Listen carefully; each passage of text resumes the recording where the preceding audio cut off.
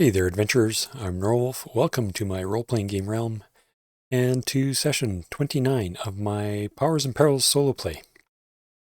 And just a quick reminder to hit the old like, subscribe, and the little bell icons, and let's carry on here. So when last we left our intrepid adventurers, they had just completed 10 days of downtime in Caer Keton. Basically from July 19th to the 28th. And the last session, I primarily focused on Gildor and his downtime activities around his spell casting or spell practice, as he improved some of his a couple of different spells anyways, which was all captured on a couple of pages of Chicken Scratch here somewhere. Yeah, so he had worked on multiple arrows spell, the exploding arrow spell, his enchantment, sorcelment, things like that, and then finished off with doing his purification and knowledge spells, or knowledge spell on the 28th. He basically spent that 10 days also working on his armor skill and crafted himself a plain non-magical elven scimitar.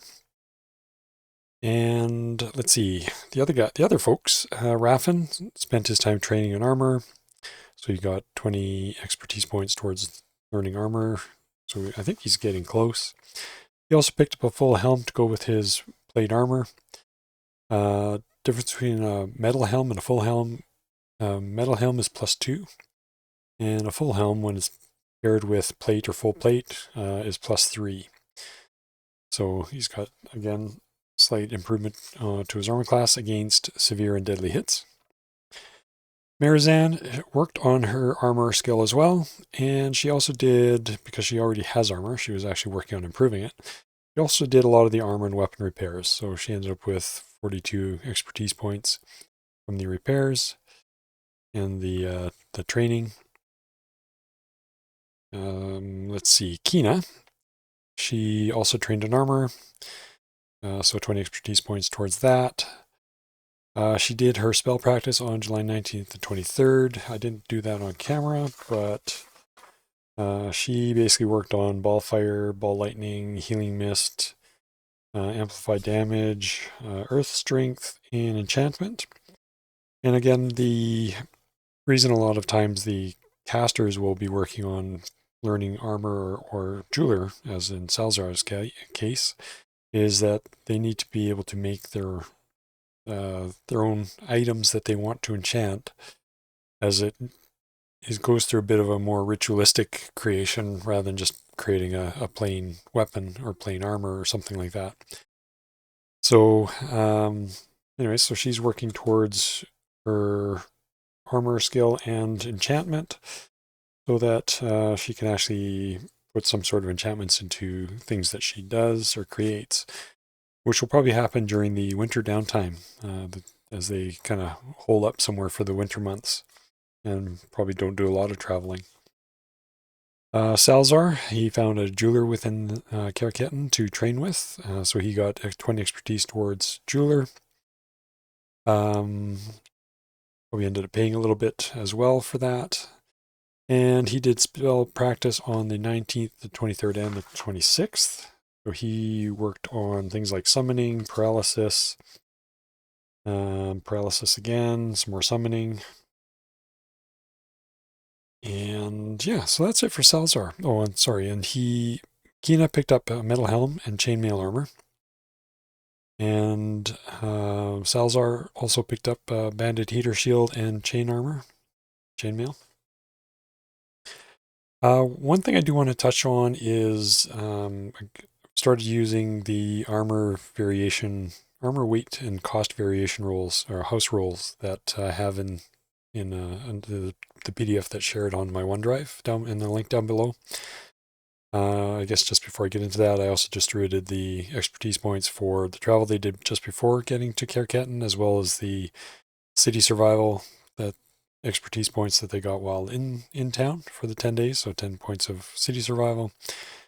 They got their horsemanship, their carrying, lane survival, force survival, I don't give them carrying expertise while they're in town. They're not lugging their backpacks and loading up horses and whatever else at that point. And of course, their armor or jeweler or whatever, they got their 20 expertise. Okay, so using armor size factor modification. Let's flip over to, let's see. So the armor modification itself is based on the assumption is the average size of the typical armor is sized for an average human male. And based on the size factor calculation using the height in inches, the weight divided by 2.6, it comes out to 142. I don't remember the logic behind the 2.6 at this moment. It was probably tens of years ago when we came up with this formula. I'd have to go back and kind of scratch the old gray cells and figure out where we got that. But yeah, so if I look at somebody like, let's pick Raffin, for example. So Raffin, he is 76 inches, which is 6'4". He is 221 pounds. So again, he's larger than your typical male human. We look at the back side of the sheet here. I've added some new cells, calculations or formulas here. Size factor and modifier. So his size factor, based on that height and weight calculation, comes out to 161. And when we divide that by the average size of 142, we get a multiplier of 1.13. So how that works is armor, the armor cost and the armor weight can be modified by that factor. So I've modified his plate mail, which is normally has a weight of 75. So with that size factor modifier, his plate armor fit to him actually weighs 85. So the other extreme of this is when we look at Kina. Where's Kina here? Again, she's a halfling or hobbit, depending on what you want to call her. She is 43 inches tall, which is 3'7", and she has a weight of 61 pounds. So her size factor is 66. Her size factor modifier is 0.46. So her, for example, chainmail here, chainmail normally weighs 50. For her, it weighs 23.2. So notable difference for somebody that's a fraction of the size of somebody like Raffin. So it just makes the weights of armor somewhat more realistic, I guess. Just because there's a lot less metal or leather or padding or whatever else associated with it. Whether that 2.6 divider, that 142 kind of is an accurate representation. You know what? I think it's close enough. I'm not gonna fuss too much about, that should have been a 2.5 or 2.7, or maybe that calculation makes no sense at all, or whatever. So yeah. So that takes care of armor modification and the house rules for it. And that kind of, like I said, goes along with the rest of the armor modification rules that I've got here for the shield variations. So, your typical shield in the Powers and Perils equipment list is considered to be either the banded or metal target or round shield. So these closely reflect what's in the book. And then we've added some variations to those shields. A heater shield, which is, slightly bigger, slightly heavier, has a defensive factor of +2, which adds 2 to the percentile rolls of the enemies attacking somebody with this type of shield, versus a buckler, which is, a lot smaller than these other shields. So the enemy has a slightly better chance of hitting, so -2 to the enemy's rolls. Then we get into the larger round shields, Viking shields, kite shields, body shields, whatever. So, different costs, different weights, different armor values for these different types of shields, and different defensive factors. So, And then, again, I've got some calculations here for armor and weapon crafting and repair times, but I won't get into that because that's a whole different conversation around what does it take to make a piece of armor and how long should it take to actually repair it or cost to repair it. So we get back to our characters. So I think I've covered off everything they've done.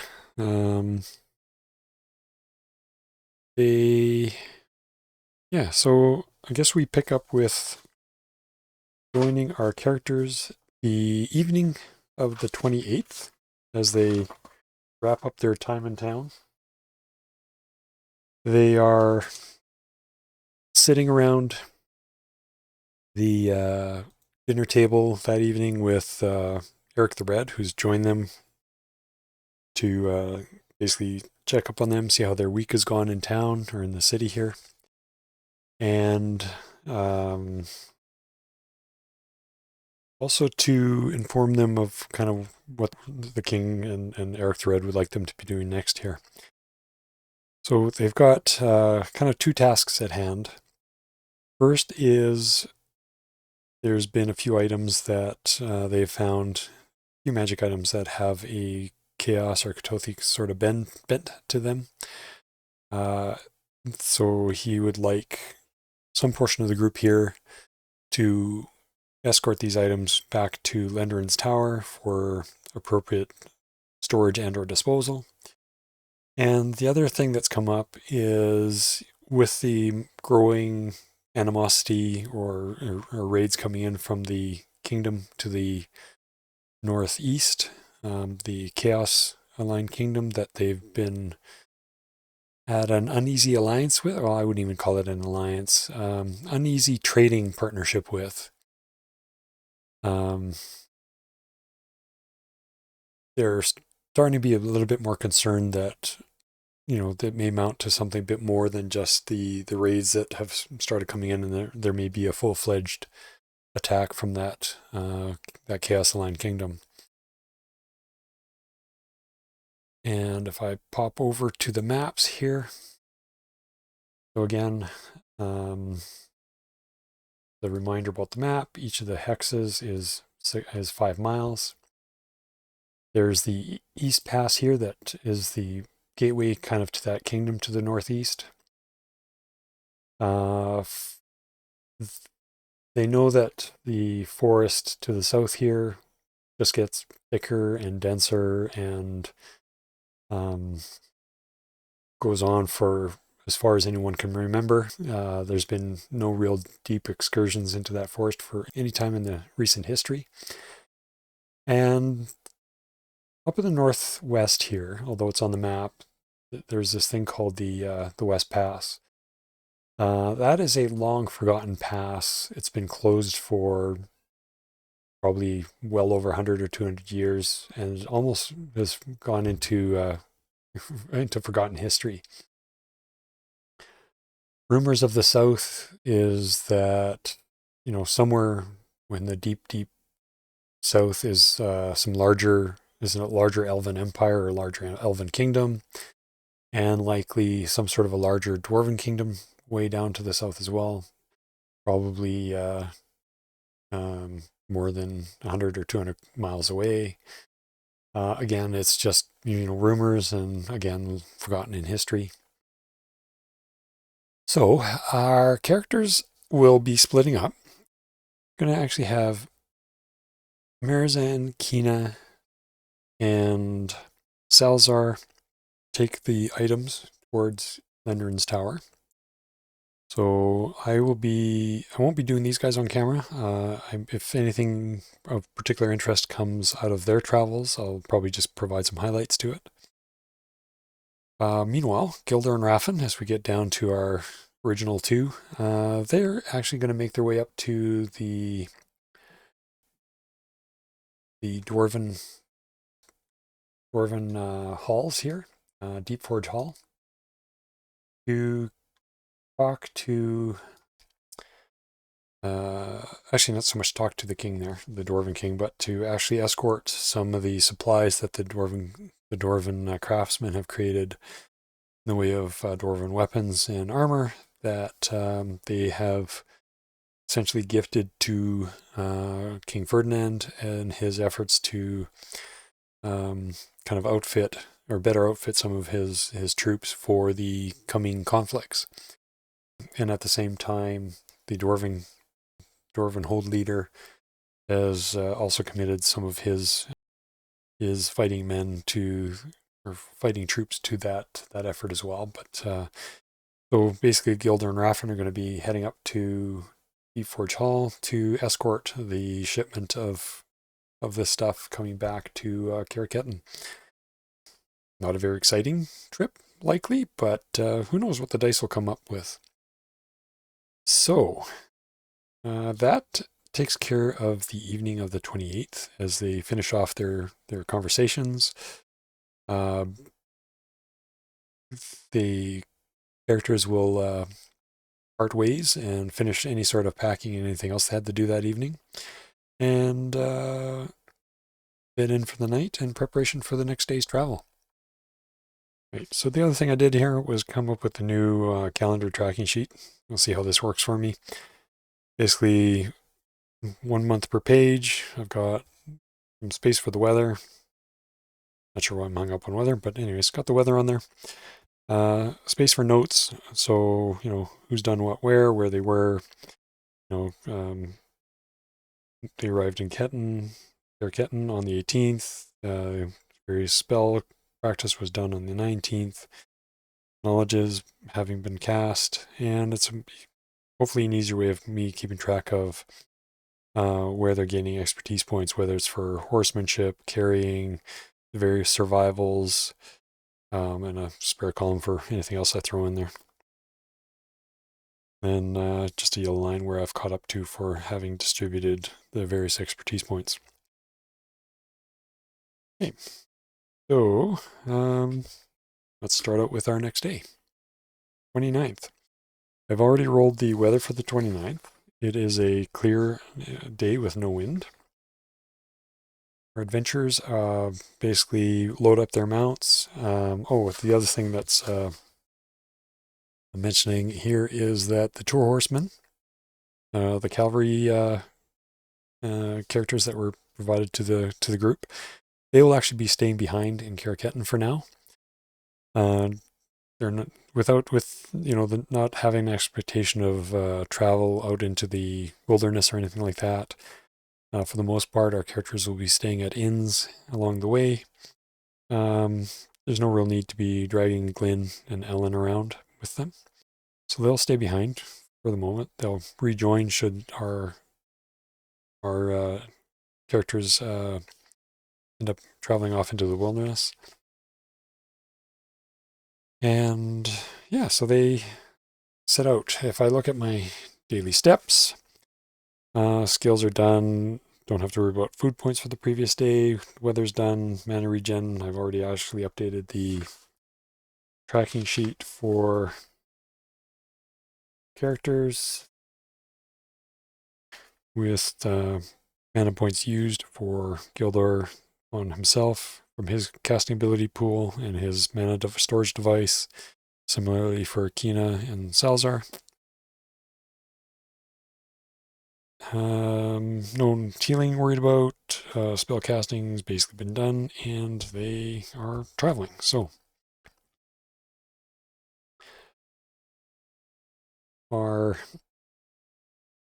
as they're traveling on horseback, the horse movement rate is somewhere between 20 and 25, typically for the different types of mounts. War horses being slightly slower than your typical riding horse. So going by the slow speed there, the war horses I think are 21 movement rate, so that's basically 20 miles a day. On the road, they can essentially double that. So the travel up to the first waypoint here is 15 miles. They will stop there for lunch that day and then carry on to Clearhorn by kind of mid-afternoon to late afternoon and end up staying in Clearhorn for the night. So they're not using up any rations, but paying for meals and accommodations along the way. That'll all be deducted later. And travel during the day. So roadside travel. If we look at roadway encounters,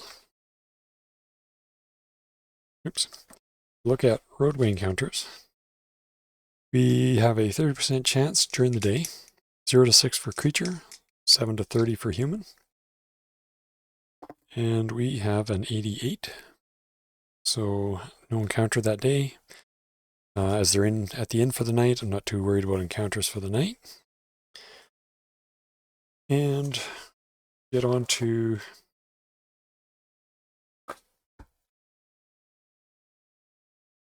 the 30th, the next morning. So they will have got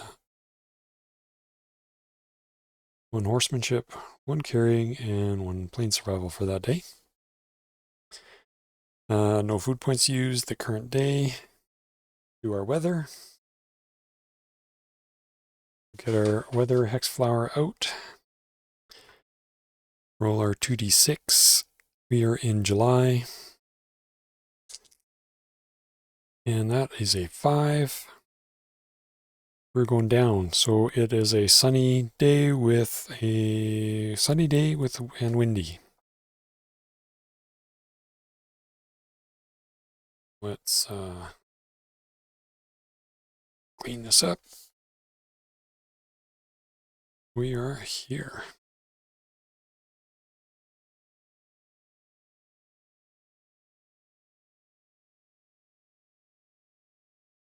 I guess that's considered clear.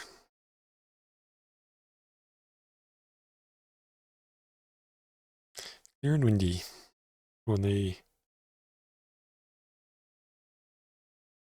out for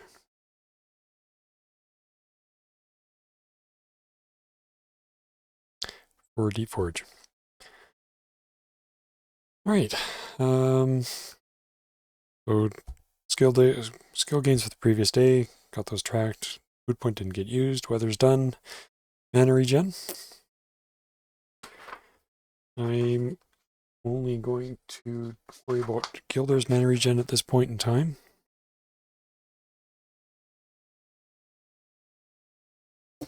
So he gets 5 back on his mana storage device.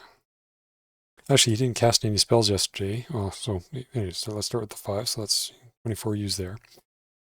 He'll normally regenerate 7 per day for his other mana, but because he didn't cast any spells yesterday, he actually gets his MEL added to that, so he gets 13 points back. So he's down 24.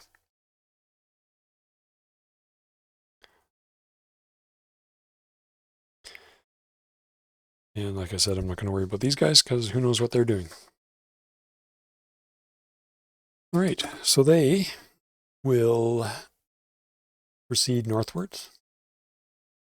Traveling on the road, midday, they'll stop in at this next waypoint inn, which is basically as the previous ones have been, a tavern and an inn, maybe some small farms and whatever else that have clustered around it to help support it and to provide fresh vegetables and meat and things like that, or even hunters that have their homes in about this same area. Probably go out into the wilderness to hunt wild game, things like that. So again, traveling along the road, 30% chance of an encounter, and we have a 24. So we have a human encounter. And our human encounter for the day is going to be on the human table somewhere later in this book.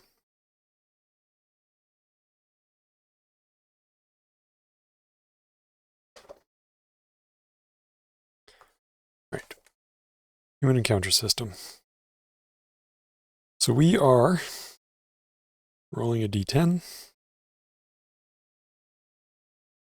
And we get a 7, so we have 2d6 humans. So we have 10.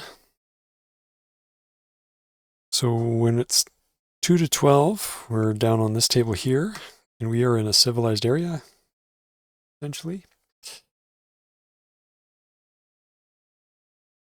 I think since we're on the main roads, I'll call it civilized. And again, we have a percentile roll.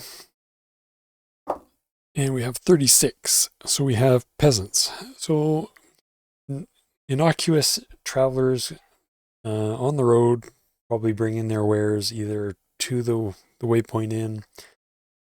I don't know, what do they say about peasants here?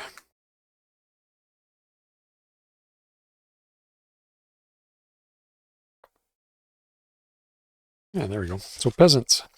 Group of peasants engaged in some activity common to the area or culture. If the encounter occurs at night, the party finds the hovel or group of hovels where the peasants live. All equipment found with the peasants is as described in the peasant above. Solitary peasant dressed in common clothing. No peasant will have any money unless he is at home or traveling.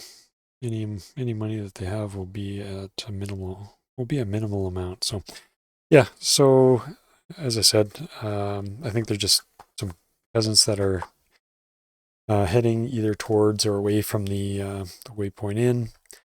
I'm going to just assume they're heading towards it, bringing some supplies to the inn. So our two travelers will just travel along with them and afford them any sort of protection should something come up at that point.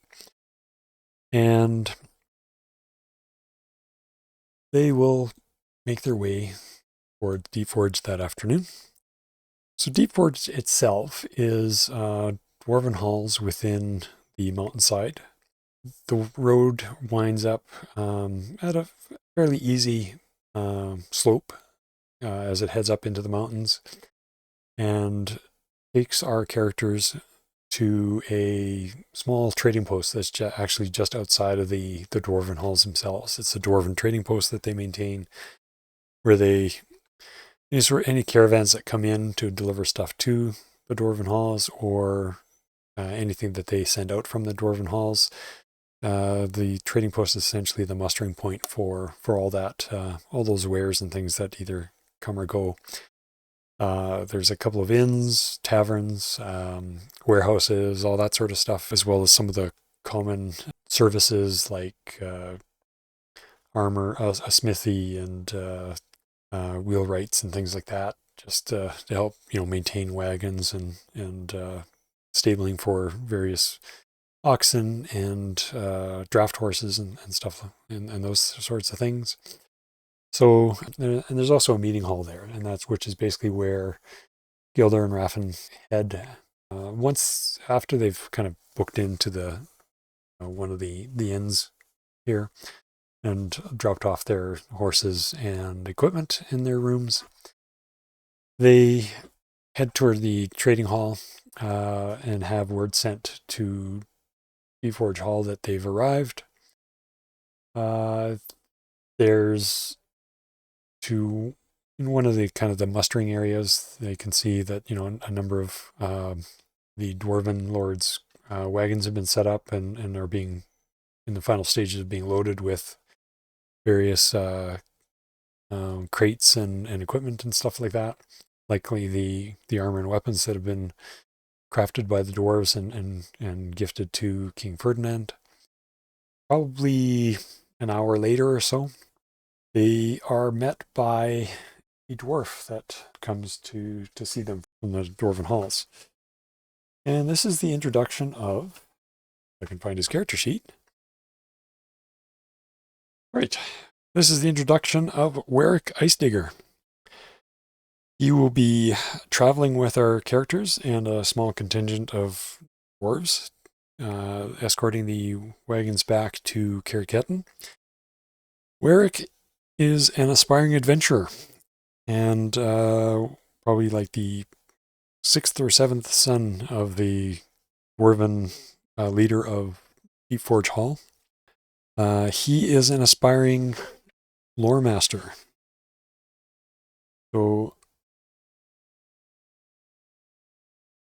if we look at dwarves within kind of book one here, actually let me go back to full screen so you can actually see things. So one of the things with dwarves, using characteristics, food modifiers, here we go, dwarves. Okay, the magic of dwarfdom is learned by dwarves that are skilled as armorers when they achieve EL 60 or higher. And that's in armor.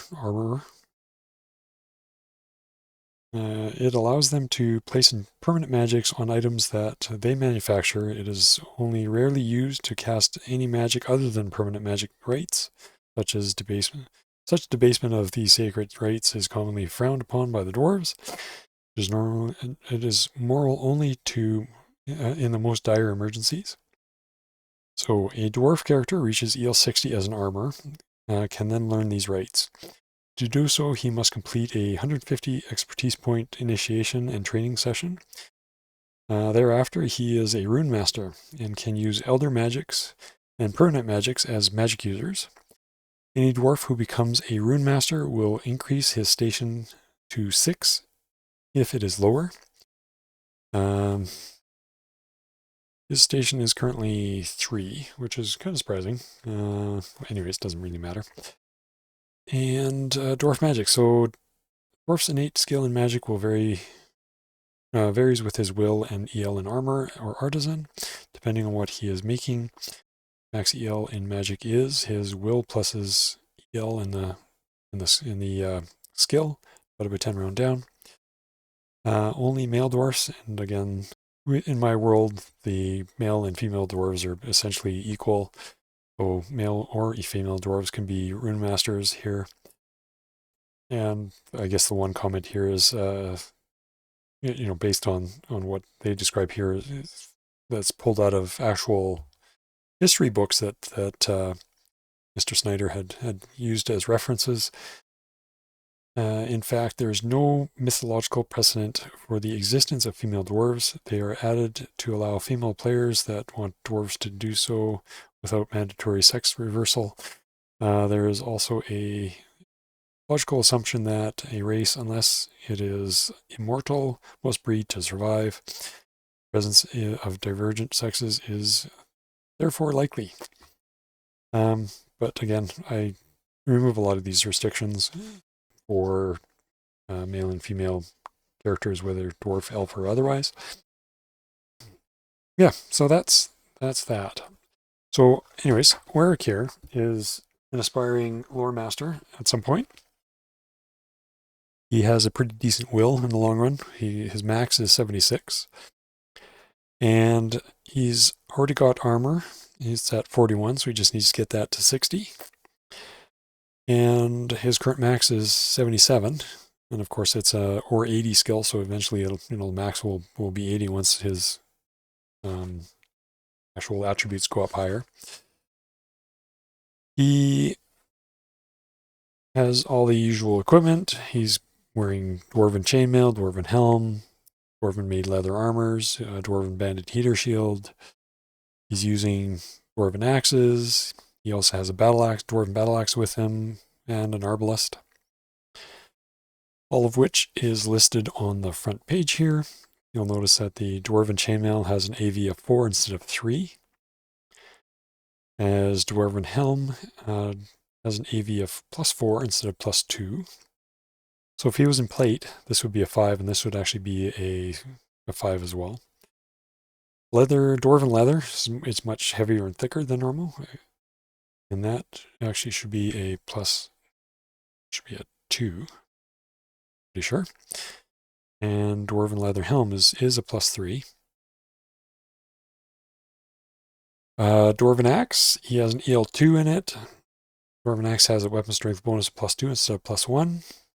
The Dwarven battle axe has a weapon strength bonus +3 instead of +2. And he has an EL3 in that.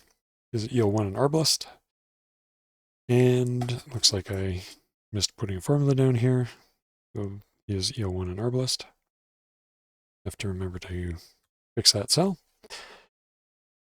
And what else? Otherwise, he's proficient with heavy swords that deal 0. The various axes that he's more adept with, he has horsemanship at deal 3. And his arbalist and heater shield at deal 2. Which is on here, yes. Okay. Okay, so that is Warwick, and our happy little picture of Warwick here. So Warwick is a new addition to the group.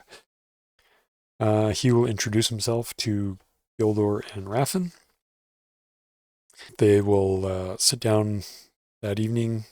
Warwick will check himself into the inn as well. He's brought all of his traveling gear and whatnot with him. He is riding... Looks like I forgot to add his horse on here. He is riding a step pony of some sort.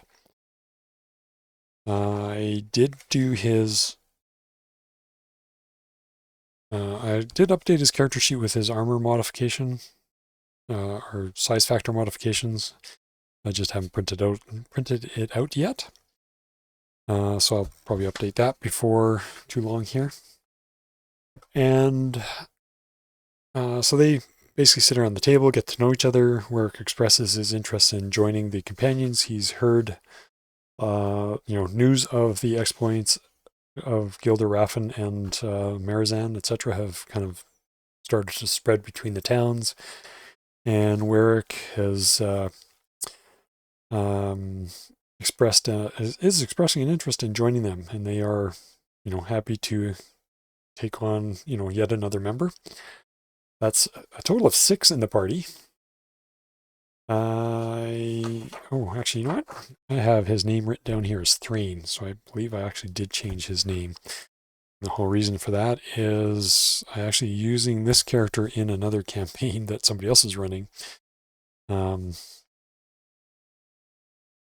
And having the same name for 2 characters is just going to confuse the heck out of me. All right, now that I've made a mess of that. So they will spend the evening chatting, getting to know each other, drinking some fine dwarven ales, and then retire for the night. Arrive in Deep Forge Hall. Okay, so the 31st. Next morning. Let's see. Next morning. Skill gains. They will have a horsemanship. They will have a carrying. And they will get part of the day they spent in the plains. The rest of the day they spent in hills and forest. I'm actually going to give them plains. Oops. Oh, sorry, not city. The plains, the hills, and the forest, just because I'm that generous. Let's see the weather for the current day. Bring out our handy chart again. We have a 7. Let's go there.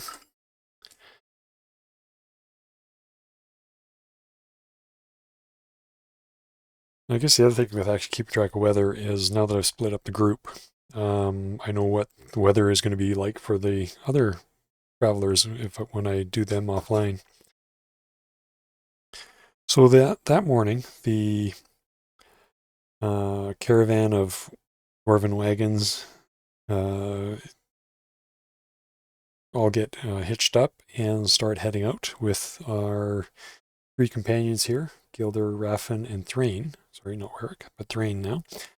Heading out for Caer Keton, which is probably going to take, with the wagons, they're basically going to be making it, bring up the fantasy grounds again. It's basically going to take them 4 days to get to Caer Keton. So the first day they'll make it to the first waypoint. Second day they'll make it down to Clearhorn. Third day down to the next waypoint in. And the 4th day they'll make it into Caer Keton. The waypoints typically have an area to handle merchant caravans, things like that. as as do the towns and villages themselves. Usually they'll set up just outside of the establishments. So they head for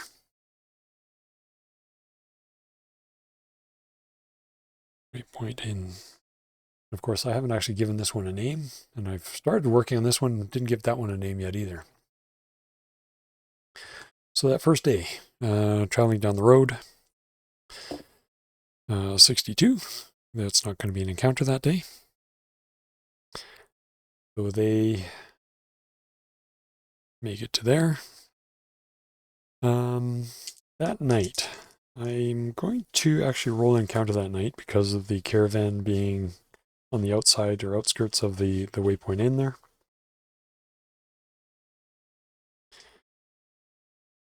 And let's see. I'm going to call this the outskirts of a city, or of a, well, it's outskirts of a civilized establishment of some sort. I think city margin might actually work for that. Again, I really need to spend some time on some new encounter tables because I'm not necessarily a big fan of these. I think these would work well if I was using Perilous Lands. They're more, I'd say, tuned to that sort of a world, whereas mine is a little bit more, less high strange fantasy and more, a little bit more probably towards the swords and sorcery side of things. Anyways, 28 is not an encounter. 15 or less. So nothing will happen that night. And we get into the next day, 1st of August.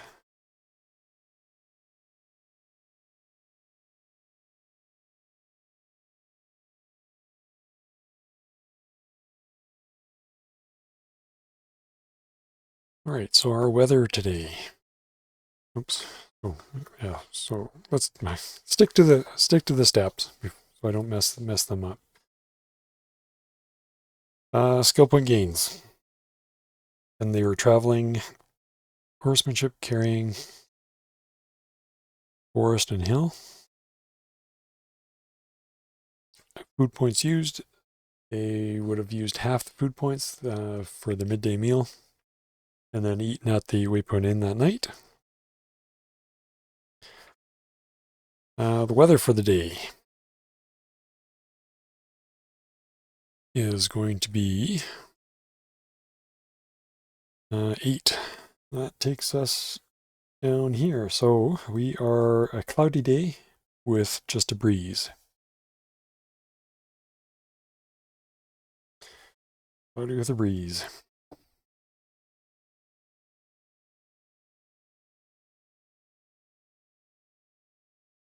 And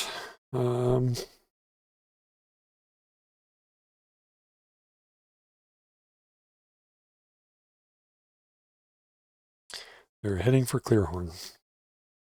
Mana regen. Did I forget mana regen for Gildor the other day? I think I did.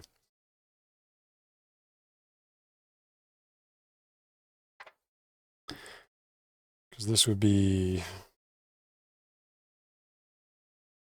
30th, 31st, and the 1st. Yeah, so I did a couple more days of regen here.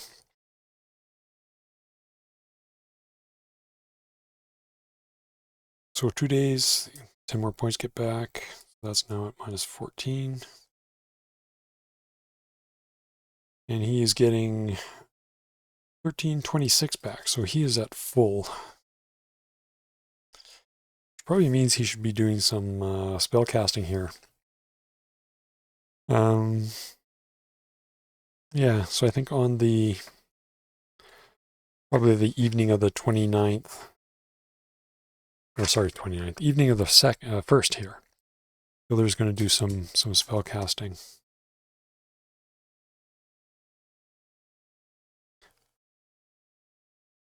Right, so let's travel that day. You're heading down the road, 30% chance. Oops, let's try this again. 92, so no notable encounters that day. I'm sure there's people on the roads that they pass as they travel. They make their way into Clearhorn.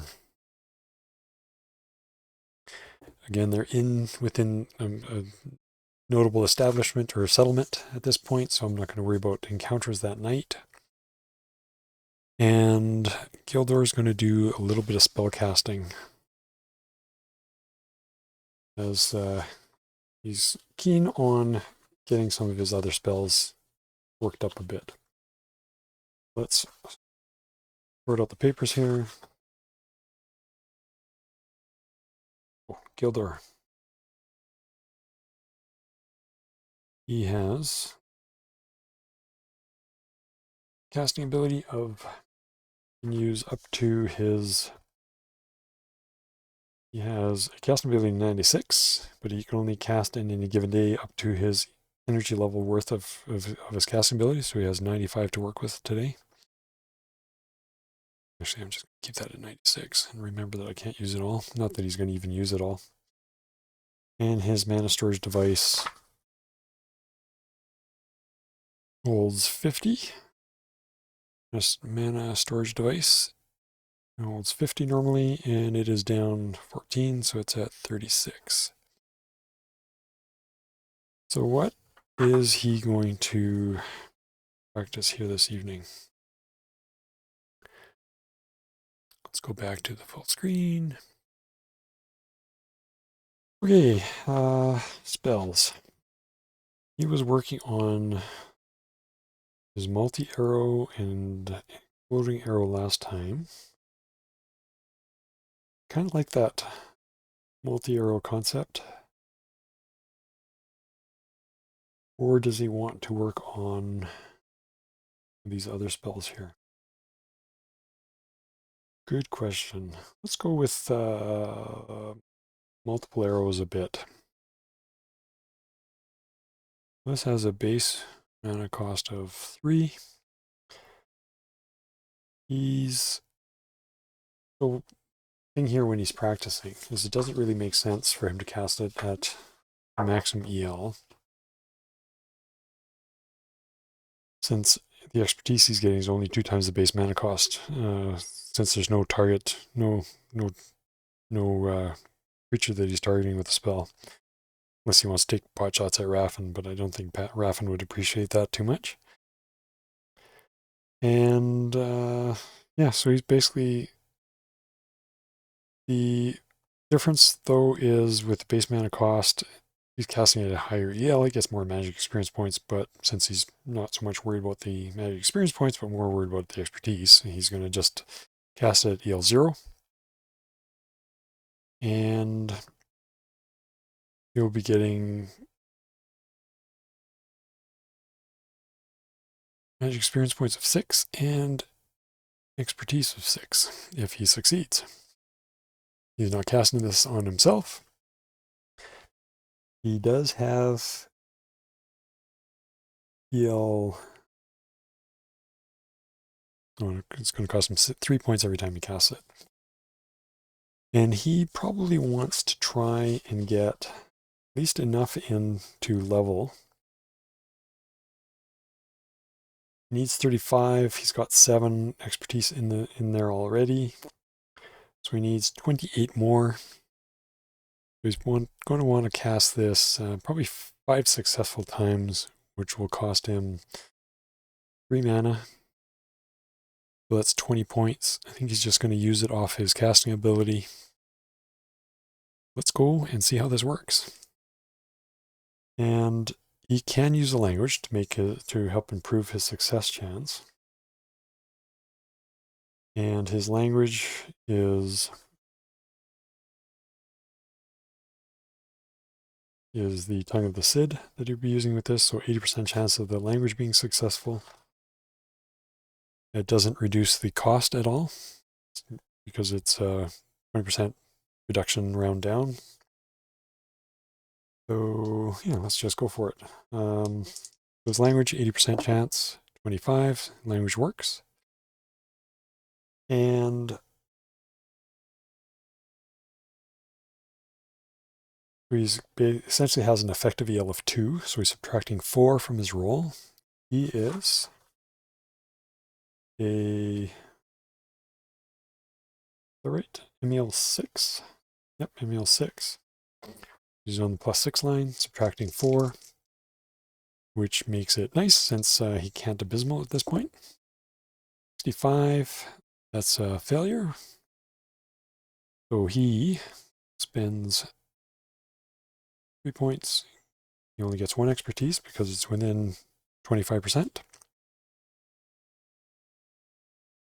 and not an abysmal.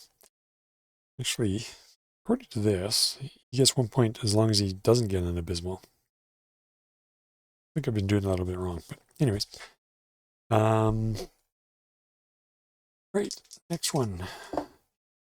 93, so 89 again, another partial, 3 more expertise used, or casting ability used. Wow, he is just not being successful here. Oh, there we go. 7, 3. He gets 1 success. 6 and 6. Let's put 3 more. 41, another success. And 78, that's another failure. 39, that's a success. Actually, with all these failures, he probably only has to do this maybe 4 times. Another failure. And 62. Nope. Another failure. Wow. Horrible rolls.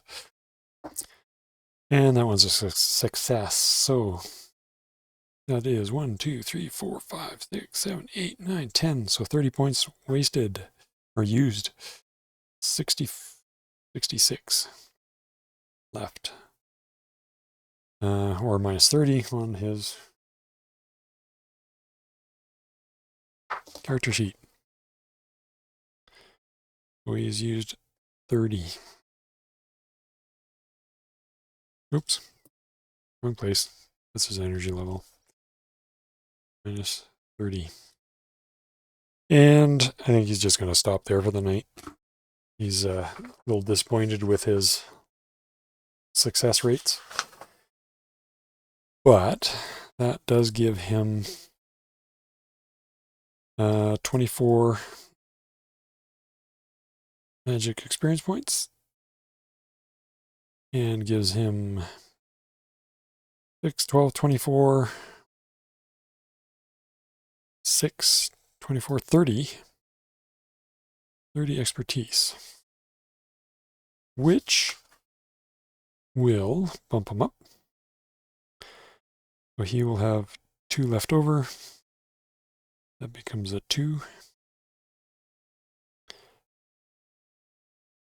And that gives him 1 characteristic, which he will add to his intelligence.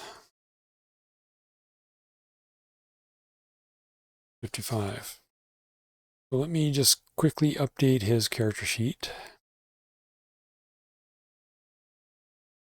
Intelligence goes to 55. He gets 24 magic experience points. 960. And if we go to his spells. All right. Yeah, okay. So his multiple arrows, he has heal 2. And 2 expertise left over. All right. That should be the only changes there. And the next morning, they will head out again.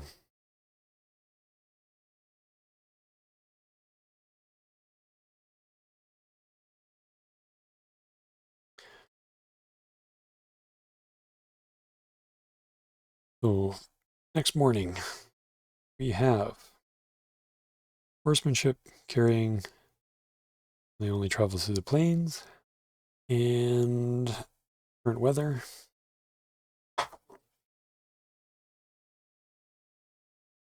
We get a 5, and we are going down and to the right. So we are heading for overcast with a breeze.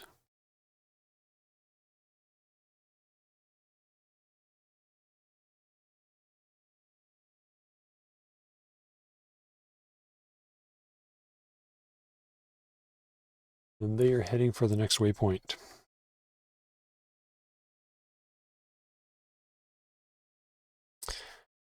And let's see, mana regen.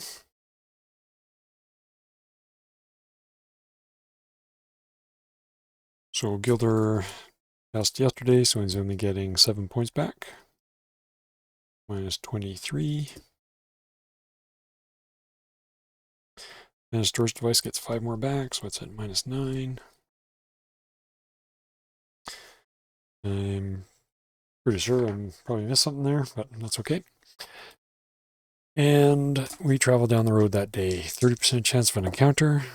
No notable encounters other than the usual travelers on the road that don't cause any sort of a disturbance or anything like that. And they make it to the next waypoint and they'll stop there. That night at the waypoint, 31 is no encounter. It goes 15 or less. And then that's it for that day. So the next morning, the 3rd of August, we will skill points. They were again traveling through the plains. And current weather is going to be 7. 7 is going down, which takes us off the bottom here and up to the top, which makes it a miserable day by the looks of things. That is going to be thunderstorm with strong winds. So they will hold up in at the waypoint there and not actually move that day.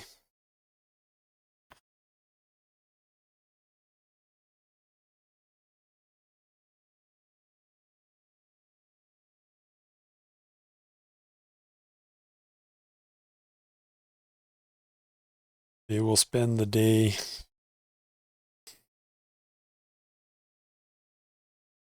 I guess checking their equipment, cleaning their equipment, talking with Thrain, and basically wasting the day away, essentially. So let's hope for that the weather clears up for the next day. August the 4th. That's a 8, and an 8 is going to take us the other direction, so over here. Which is good enough for traveling. And that is a cloudy day with a wind. Cloudy, windy day.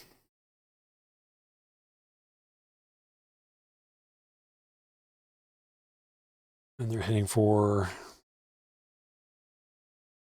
Caer Keton. No expertise gains or anything for that previous day.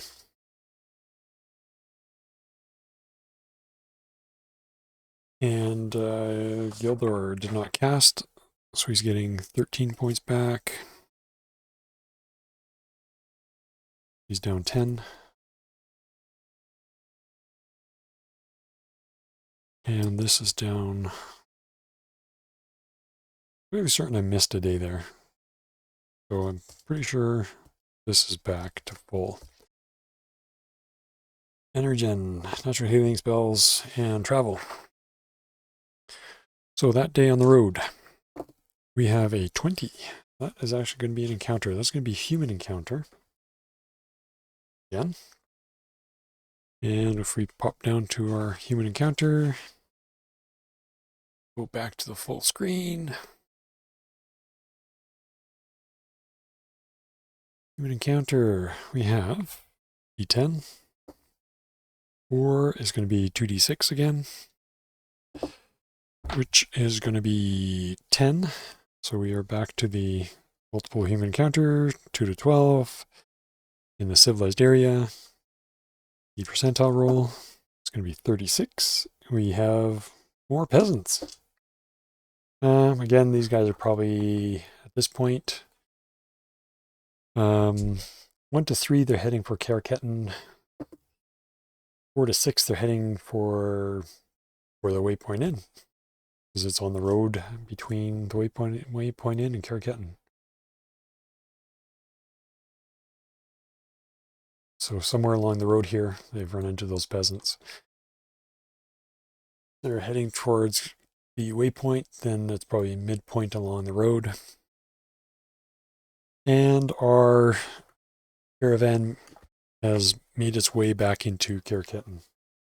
Our characters are back on the afternoon, kind of mid to late afternoon of the 4th of August. And we will probably leave it there for the day. I want to try and keep this a little bit shorter. So again, as usual, please like, subscribe, hit the bell icon. If you have any comments, questions, or anything about the gameplay or Powers and Perils itself, by all means, drop them in the comments below. Happy to try and answer any questions. In the comments down below, there's also a link to the Discord site for the Powers and Perils group. There's a link to the website for the Powers and Perils organization. And they do have a Discord channel. So by all means, we will see you guys in the next session. Coming up, I'm contemplating doing a character creation for, I'm thinking either Dragon Quest or, I don't know, some other obscure game. I may look at Gamma World, or what else might be interesting?